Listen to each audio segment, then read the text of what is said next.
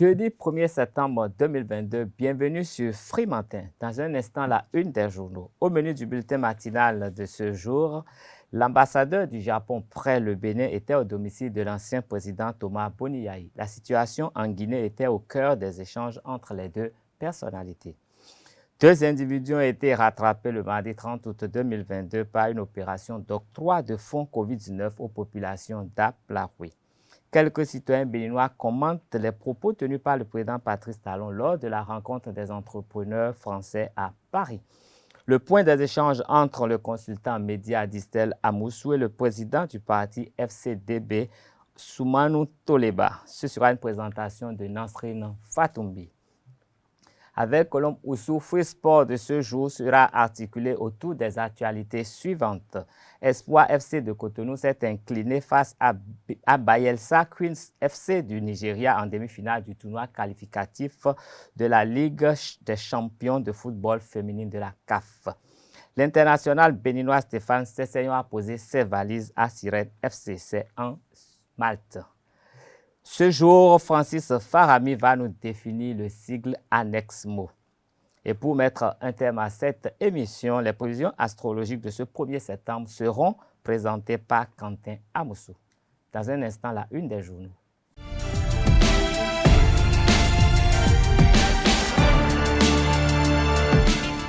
Jeudi 1er septembre 2022, bonjour à tous. Voici ce que dit la une des parutions de ce jour au Bénin. Nous démarrons par l'informateur Le Quotidien Maison qui titre « Examen national de licence, les épreuves écrites démarrent ce jour. Voici la liste complète des centres, filières et jours de composition. » En sous-tribune, nous découvrons « Recours contre Louis Vlavonou pour violation du règlement intérieur du Parlement, le requérant débouté. » En pied de page, département des graphistes de l'UPMB, Hugues Agoncan réélu président pour 3 ans. À l'oreille droite de l'informateur, le journal École annonce débordement du fleuve Okpara, plusieurs motos emportées par les eaux. En bandeau, nous découvrons la page politique. L'ex-CA de Golo Djigbe quitte Khoudé pour la DUD. Mais nous pouvons également lire les informations relatives à l'École supérieure d'administration, d'économie, de journalisme et des métiers de l'audiovisuel, ESAE. La Nation de ce jour titre « Grêle à Placoara, Sota et à Malanville, des producteurs inconsolables ». La forte précipitation accompagnée de grêle qui s'est abattue vendredi 26 août dernier sur la localité d'Alpha Kouara Sato, l'arrondissement d'Angagodebou, dans la commune de Kandi et à Malanville, a occasionné d'importants dégâts dans les champs. Déboussolés, les producteurs ne savent plus à quel saint se vouer. À l'oreille droite, nous avons en politique Cyril Dikuy. Après l'échec de la mise ensemble BR-UDBN, nous allons réunir la base pour la marche à suivre. Et puis en sous-tribune, nous avons modernisation et extension des réseaux de la S2BZE, 28 communes ciblées, Comité de pilotage de l'autorité du bassin du Niger, l'ABN passe en revue ses projets. Et puis Fraternité titre Aline Adjibi Dato au sujet des études universitaires, il ne sert à rien de s'inscrire pour s'inscrire. Les réalités commencent après le bac.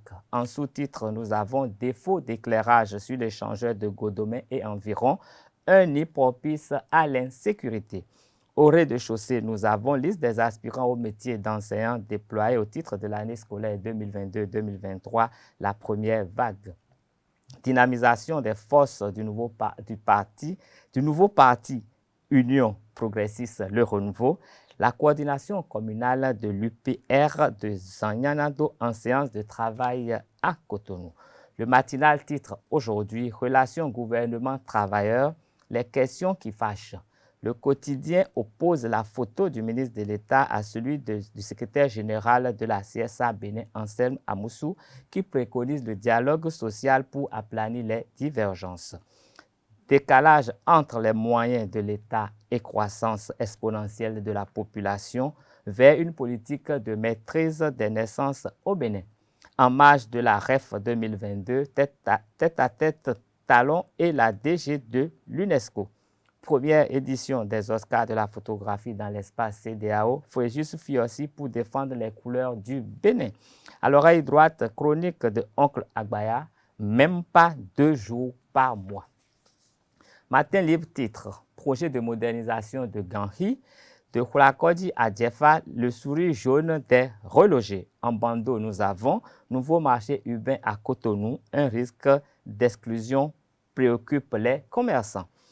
À l'oreille droite, nous découvrons formation professionnelle, un programme régional lancé ce jeudi. Nous allons poursuivre la une des journaux de ce matin avec le quotidien. L'autre quotidien qui titre « Inondation au Bénin, la montée des eaux fait craindre des drames ».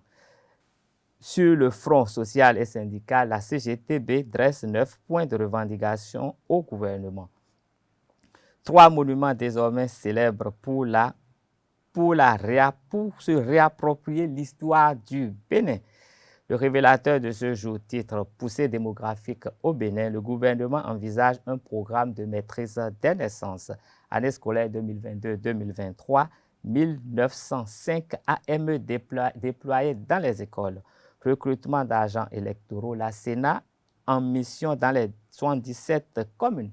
Renforcement du personnel, l'armée veut recruter 300 jeunes. Ramassage d'ordures à Cotonou, la SGDS alerte sur la présence d'imposteurs sur le terrain. Ce sera tout pour la une des journaux de ce matin. Vous pouvez retrouver toutes ces parutions dans les kiosques et en ligne.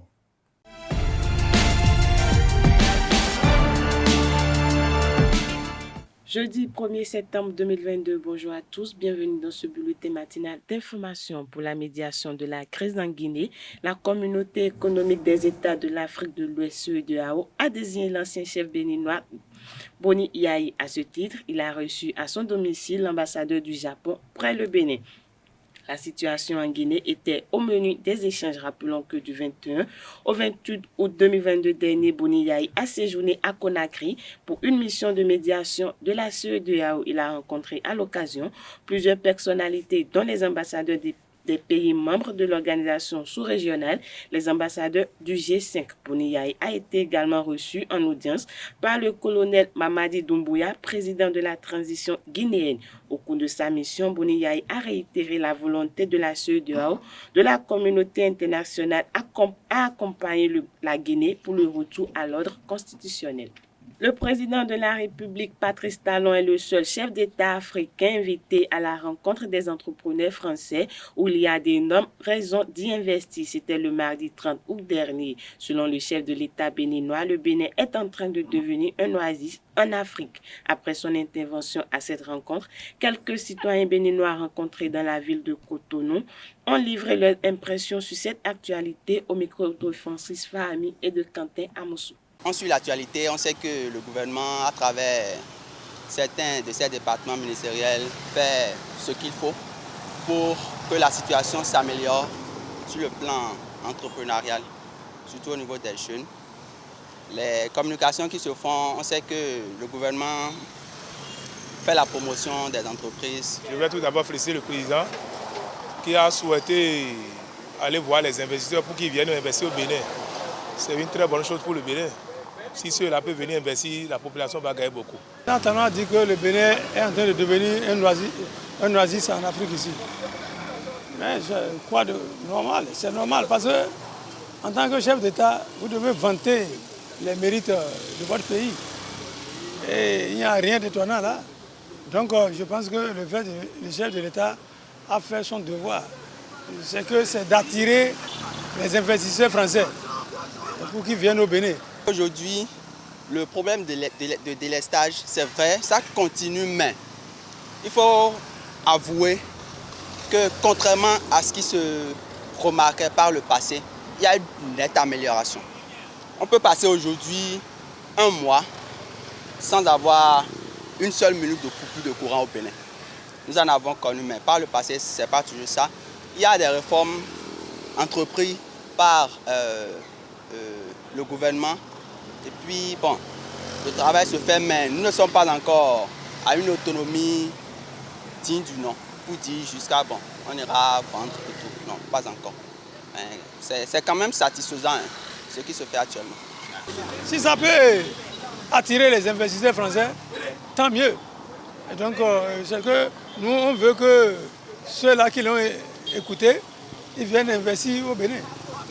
Et c'est là on va voir si sa parole n'est pas tombée en l'air. Nous n'allons pas dire que ce qui se passe au Bénin avec les infrastructures, avec tout, on ne peut pas le dire en tant que Béninois que vraiment nous ne sommes pas contents. Nous sommes contents de son système. Le consultant médias, communication et analyste politique Distel Amoussou poursuit ses rencontres politiques dans l'après-midi du mardi 30 août. Il a rencontré le professeur Soumanou Toleba, président du parti Foscori pour le développement du Bénin. En présence de quelques membres du bureau du parti FCBD, les deux hommes ont échangé sur 3 points essentiels liés à la sécurisation des réformes engagées par l'administration Talon depuis le 6 avril 2016. Reportage signé Anaël Dou.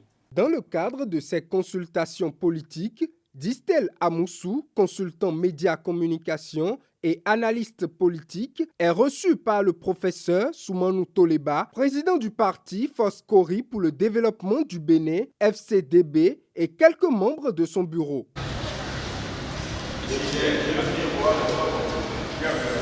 Ici, c'est, comme vous l'avez constaté, c'est l'ancien sous-préfet de Sanyana. Et il a été candidat ministre, chef.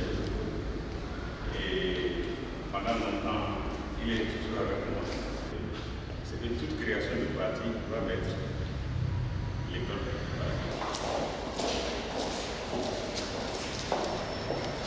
Soumanou et Amoussou ont discuté autour de la sécurisation des réformes opérées en République du Bénin. À sa sortie d'audience, Distel Amoussou note 3 points qui seront pris en compte dans la suite de sa démarche. Je reconnais 3 éléments essentiels, éléments de proposition que j'estime très importants. Le premier élément que je retiens, c'est par rapport à la consolidation de la réforme du système partisan. Nous observons tous que depuis quelques jours, la réforme du système partisan est titillée. Il n'y a plus d'alliance autorisée, mais il y a des regroupements qui pourraient ressembler à des alliances. Le président Toleba et son équipe proposent que nous avons là une opportunité de nous rasseoir, de revoir les tests, de discuter et de voir s'il ne serait pas possible de faire une ouverture. La deuxième proposition que je retiens et que je vais intégrer à ma démarche concerne le financement des partis politiques. Ils estiment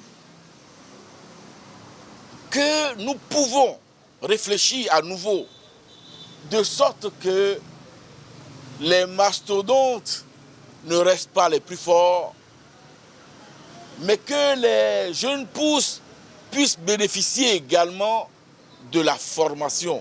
Oui, de la formation. Retenez avec moi que la formation est indispensable et importante en matière de la préparation au militantisme.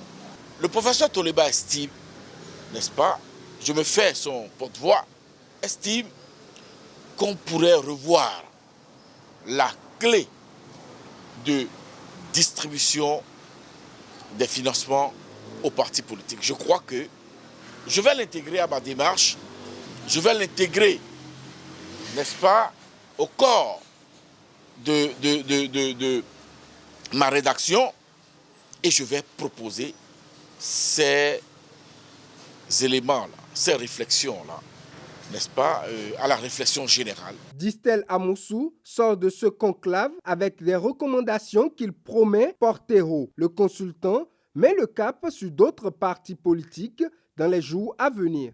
Parlons justice. Dans cette édition, 2 individus ont été rattrapés le mardi 30 août dernier par une opération d'octroi de fonds Covid-19 aux populations d'Aplaroué. Ils seront présentés au procureur de la République dans les tout prochains jours.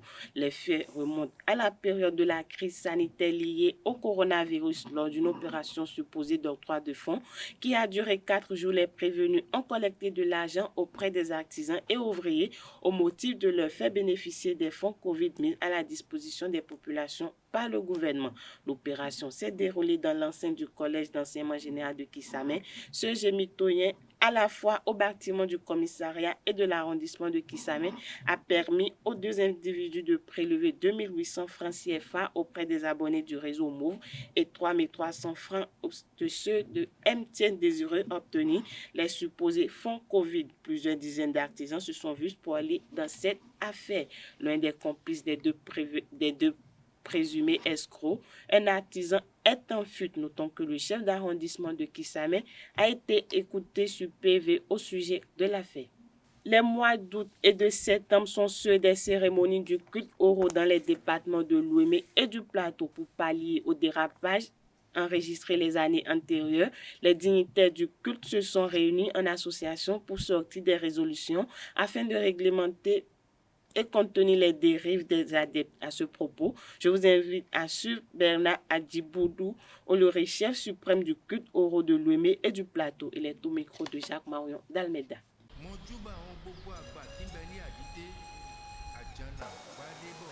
Ici, association des dignitaires du culte oro des communes de Lomé, dénommée Adekoko. Lettre circulaire à tout responsable des forêts sacrées. Objet, lettre circulaire de sensibilisation. Après sa réunion extraordinaire du jeudi 27 mai 2021, il nous est revenu que jusqu'à présent, il est à noter dans certaines forêts sacrées de nos villes et villages ou quartiers de ville des sorties anarchiques de oro pour diverses raisons, baptême, enterrement, mariage ou autres rituels. Après étude de la situation par le bureau départemental Adekoko, il est revenu ce qui suit. Pour compter de la date de signature de la présente lettre circulaire, il est mis fin à cette pratique anarchique. Toute sortie oro pour quelque rituel que ce soit est subordonnée à une demande adressée aux responsables de la forêt sacrée et au chef du quartier concerné. Une autorisation est donnée et compte rendu est fait immédiatement au bureau de l'arrondissement concerné, aux diverses autorités politico-administratives de la localité concernée avant toute manifestation. Tout dérapage dans ce sens sera imputé aux responsables de la dite forêt qui en répondront. Les autorités politico-administratives sont priées, chacune en ce qui concerne de prêter main forte à nos divers responsables par le respect scrupuleux de cette note circulaire en vue de ramener l'ordre et la quiétude au sein de notre paisible population. Fait à Diara le 9 juin 2021 pour le bureau du département de Adekoko, signé Bernard Adjiboudou. Le 10 juillet, nous avons invité dans chaque forêt sacrée 5 membres, qui veut dire le Adjana Oro et 4 de ses dignitaires. Alors, on a plusieurs dignitaires, on a plusieurs Adjana. Ils doivent se rendre sur les lieux, dans les locaux de l'ONG Hope for Africa, à côté du commissariat Diagandaro de Porte-Novo, pour les sensibiliser. Les gens croient que c'est une fête. Ce n'est pas une fête. C'est une manière de les rassembler et de les sensibiliser sur la façon dont Les rituels de Oro seront passés dans chaque forêt à partir du mois d'août et septembre pour ne pas avoir de dérapage. Voilà, c'est tout pour le bulletin matinal d'information de ce jeudi matin. Merci pour votre attention. Merci à vous, Nasrine, pour toutes ces informations. Nous allons installer à présent Colombe Oussou pour les informations sportives de cette édition. Colombe Oussou, bonjour. Bonjour, avocat Kitomé. Que dit l'actualité sportive de ce jour? J'ai 4 actualités sportives ce matin et nous allons y aller. À toutes et à tous, bonjour. Espoir FC de Cotonou a courbé les chines face à Bayesla Queens FC du Nigeria en demi-finale de la Ligue africaine des champions féminines UFOAB. Le représentant du Bénin s'est incliné lourdement sur le score de 6-0. Les filles de Quentin Didavi, président du club, ont vu leur rêve s'envoler face à une équipe nigériane qui a fait respecter la hiérarchie. L'édition 2022 des championnats nationaux d'escrime s'est ouverte hier mercredi 31 août 2022 au port français de Ouidah. Durant 4 jours, les athlètes béninois vont rivaliser d'ardeur afin d'offrir un beau spectacle. Si les meilleurs athlètes de l'édition passée se connaissent, c'est l'occasion pour eux de confirmer leur bonne forme, contrairement aux talents en herbe qui ont l'aubaine de se révéler et d'ouvrir surtout une belle page de carrière. Dans le cadre du championnat d'Afrique de roller sport prévu du 28 septembre au 2 octobre prochain, la fédération a présélectionné 21 athlètes. Ils ont été sélectionnés lors de la 8e édition des championnats nationaux de roller sport tenus les samedis 20 et dimanche 21 août à Parakou. On note sur la liste des présélectionnés sans surprise la présence de Wadat Demba Diallo, plusieurs fois championne d'Afrique, Larissa Outoumare, et de la révélation de l'année, Marie-Micale Gueye. Chez les dames, faut-il le notifier, les athlètes venus des 10 clubs ont pris part aux championnats nationaux dans 2 épreuves que sont le roller speed skating et l'inline freestyle. Autre information, à quelques semaines du début du championnat béninois, le Topopo enregistre le retour de Mathias Deguenon 8 mois après son départ. Le sélectionneur de l'équipe nationale junior sera assisté par Ouzerou Abdoulaye, ancien capitaine des Buffles du Borgou et actuel sélectionneur de l'équipe nationale féminine junior. Dans le même registre, Moukaïla Yessoufou signe à l'AS Sobemap de Sem Krake. Au terme de son contrat avec le club de Calavi, l'ancien coach de Adephobe de Boycon succède à Stanislas Akele, le désormais entraîneur de Dragon FC de l'UMLAS Sobemap va être le 4e club qu'il va diriger dans sa carrière professionnelle après AS Tonnerre de Boycon, Dynamo d'Abomey et Sitatunga FC d'Abomey Calavi. Rappelons que l'AS Sobemap joue la saison prochaine la Ligue professionnelle du Bénin. On parle de Mercato. Pour finir cette randonnée sportive, Stéphane Sesseyon n'évoluera plus cette saison à Gosmenkoy, club du Chypre du Nord. L'international béninois a déposé ses valises à Sirens FC depuis quelques heures. Dans sa quête de renforcer davantage sa ligne offensive avant la fermeture du Mercato, le club de la première division, Malte, a préféré porter son choix sur l'ancien joueur du Paris Saint-Germain. Stéphane Sesseyon pourrait être disponible pour le prochain match de Premier League des Sirens contre la Valette samedi prochain. Et voilà, c'est tout pour la page des sports de ce matin. On se retrouve demain pour le même plaisir. Merci à vous. Passez une bonne journée et un excellent mois de septembre. Merci Kales Kitomé et pareil à vous. Nous allons recevoir juste après vous Francis Farami qui va nous définir le mot annexe-mot.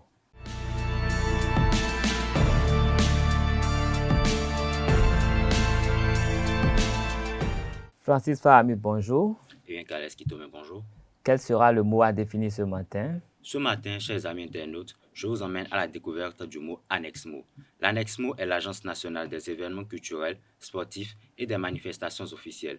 Il s'agit de la structure qui organise et qui coordonne les grands rendez-vous événementiels de l'État, né du décret 2018-5 109 du 30 mars 2018, l'agence a pour mission la mise en œuvre de la politique et des stratégies de l'État en matière de promotion et d'organisation des événements artistiques, culturels, sportifs et des manifestations officielles. Les cibles de l'ANEXMO sont les structures sous tutelle ayant leurs événements prévus au plan de travail annuel PTA, les grandes agences de communication, le grand public, la presse, ainsi que les ministères. Voilà qui met un thème à la définition ce matin. Merci et à très bientôt.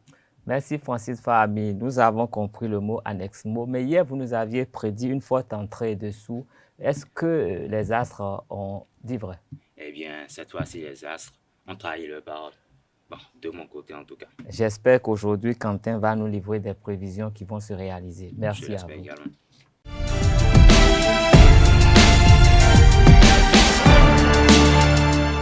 Quentin Amoussou, bonjour. Bonjour Kales Kitome. Comment allez-vous? Très bien, vous. Que disent les astres ce matin? Moi, je vais très bien. Les astres de ce jour portent essentiellement sur le côté professionnel. Et je suis sûr que les amis internautes sont déjà impatients de le découvrir. Jeudi 1er septembre 2022, bonjour à vous, chers amoureux du Zodiaque.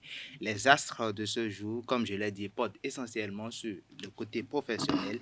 Bélier, votre capacité à vous exprimer avec charme et précision aujourd'hui peut en faire un moment fort pour présenter une idée ou un plan. Votre timing est excellent aujourd'hui et les activités compétitives peuvent prospérer. Taureau, vous pouvez vous sentir fortement motivé aujourd'hui, suffisamment quand même pour prendre des mesures visant à améliorer votre situation actuelle, votre sentiment de sécurité et vos revenus ou ressources.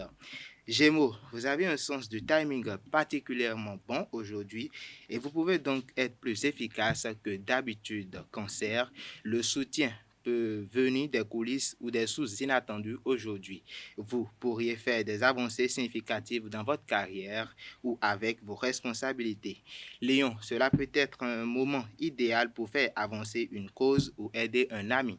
Cela peut être également une expérience enrichissante. Quant aux Vierges, le soutien a tendance à être disponible. Combinez vos ressources avec une personne de confiance peut être à votre avantage. Les questions liées aux dettes, au remboursement et à la carrière sont toutefois favorisées. Amis Balance, la Lune passe la journée dans votre deuxième maison de la stabilité aujourd'hui. Scorpion, c'est le bon moment pour faire des plans et voir les choses en grand.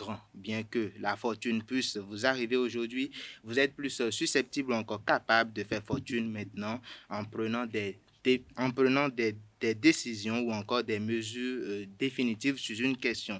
Sagittaire, une relation, une romance ou encore un projet peut avancer aujourd'hui. Vous créez votre propre chance sous un transit Mars-Jupiter qui vous encourage à suivre votre cœur. Capricorne, votre sens du timing est assez fort en ce moment et les projets peuvent bien se dérouler, en particulier ceux impliquant le travail ou la vie familiale. Verseau, vous avez particulièrement aujourd'hui une plus grande capacité à vous exprimer avec confiance et créativité, ce qui peut conduire d'ailleurs à des contrats exceptionnellement fructueux. Poisson, pour finir, Mars et Jupiter s'harmonisent, aidant à la maison, à la famille et aux affaires ou à l'argent. C'est le bon moment pour vos projets. Et voilà, chers amis internautes, c'est l'essentiel à retenir de la définition de ce jour. C'est l'essentiel, à retenir de la définition des prévisions astrologiques. Des prévisions astrologiques, justement, autant pour moi. Merci de l'avoir suivi. À très bientôt. Merci à toi pour nous avoir livré toutes ces prévisions astrologiques. J'espère que ce jour et même ce mois de septembre qui vient de démarrer sera un mois fructueux pour tous les Béninois, sinon pour tout le monde. Et voilà, nous sommes arrivés au thème de Freemantin avec ces prévisions astrologiques et j'espère que vous allez nous dire merci à Dieu parce qu'aujourd'hui est un jour nouveau et il portera de nouveaux espoirs pour tous les Béninois. Le président Talon a prié à Paris, tous les Béninois doivent briller chacun dans son secteur. Merci et bonne journée à vous.